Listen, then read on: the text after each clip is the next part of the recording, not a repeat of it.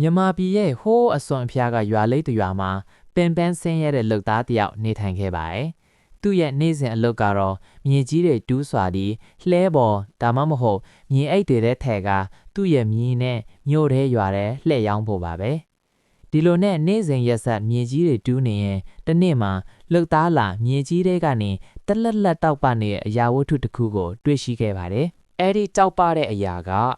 တန်ဖိုးဖြတ်မရတဲ့စိန်တလုံးဆိုတာကိုသူလုံးဝမသိခဲ့ပါဘူး။ဒါကတော့တော်တော်လှတဲ့ကြောက်တုံးလေးပဲလို့တွေးပြီးသူဟာအဲ့ဒီစိန်လုံးကိုသူ့မြေးလေးရဲ့လယ်ပင်မှာကျိုးနဲ့ချီပြီးဆွဲထားလိုက်ပါတော့တယ်။ဒီနေ့တော့လှုပ်သားဟာသူ့မြေးနဲ့အတူရွာထဲကနေလမ်းလျှောက်လာရင်စီးပွားရေးအမြင်ရှိတဲ့ကုံစုံဆိုင်ရှင်တထဲကြီးတူရဲ့ဆိုင်ရှေ့ကိုရောက်လာခဲ့ပါတယ်။ဟေးမောင်ရင်မင်းမီးရဲ့လယ်ပင်မှာတလက်လက်တောက်ပနေတဲ့အဲ့ဒီအရာကြီးကပါလေ။ဒါလားစီယာဒါကကျွန်တော်မြေကြီးတူးရင်တွေ့တဲ့လက်လက်ပပကြောက်တုံးလေးပါဗျာဘာမှတန်ဖိုးရှိတာမဟုတ်ပါဘူး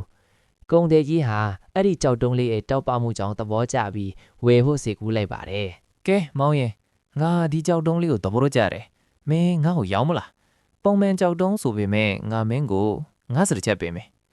ဟာပေးပါမယ်ဆရာဒီလိုလှတဲ့ကြောက်တုံးလေးကိုတန်ဖိုးထားသူလက်ထဲရောက်သွားတာဝမ်းသာစရာပါအဲ့ဒီလိုနဲ့ကုံတဲ့ကြီးဟာအဖိုးတန်စင်ကိုတန်ဖိုးမသိတဲ့လူသားစီကနေ90ကျပ်နဲ့ရရှိခဲ့ပါတယ်။ဒီနေ့မှာတော့ကျွမ်းကျင်တဲ့ပန်းထိန်ဆရာတဦးဟာကုံတဲ့ကြီးရဲ့ဆိုင်ကိုရောက်လာခဲ့ပါတယ်။သူချင်းခွင်မှာဆွဲထားတဲ့ကြောက်တုံးကိုမြင်လိုက်တဲ့အခါချက်ချင်းဆိုသလိုပဲဒါဟာတန်ဖိုးဖြတ်မရတဲ့စိန်အစ်စ်ဖြစ်ကြောင်းသိလိုက်ပါတော့တယ်။ပန်းထိန်ဆရာတဦးကုံတဲ့ကြီးဒီအရာကြီးကပါလေ။ဘာလို့ချင်းခွင်မှာဆွဲထားရလဲဗျာ။ကုံတဲ့အော်ဒါလားဒါကတောက်ပတဲ့ကြောက်တုံးလေးပါတူးတဲ့လောက်သားစီက90ကျပ်နဲ့ဝယ်ထားတာပထိန်ဆရာတယောက်ကရောင်းမလားဗျာကျွန်တော်ဝယ်ခြင်းတယ်ဂုံတွေက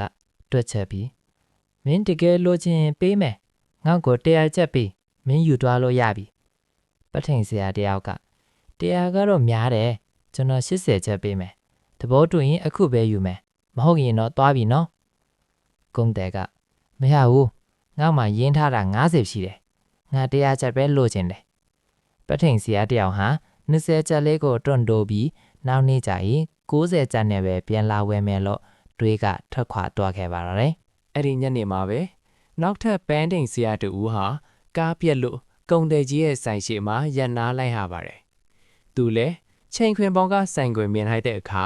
ချက်ချင်းဆိုသလိုတန်ဖိုးကိုသိလိုက်ပါတယ်။နောက်ပန်းထိန်ဆရာကချက်ချင်းကုံတဲ့ကြီးဒီပစ္စည်းကိုကျွန်တော်100ကျပ်နဲ့ဝယ်ပါသားစေ။ကုံတဲ့ကအံ့ဩစွာနဲ့မင်းတကယ်ပေးမှာလားနောက်ပန်းထိန်ဆရာကပေးမှာပါတန်ဖိုးကိုကျွန်တော်သိပါတယ်ဒုတိယပန်းထိန်ဆရာဟာတွန်းဆုပ်မနေတဲ့တန်ဖိုးသိတဲ့အတိုင်းပေးချေပြီးအဖိုးတန်စိန်ကိုယူဆောင်သွားခဲ့ပါတော့တယ်ပထမပန်းထိန်ဆရာကကုံထိန်ကြီးကျွန်တော်လာဝယ်ပြီး90ချက်ပေးမယ်နော်စိန်လုံးလေးပဲရောက်ပါလဲ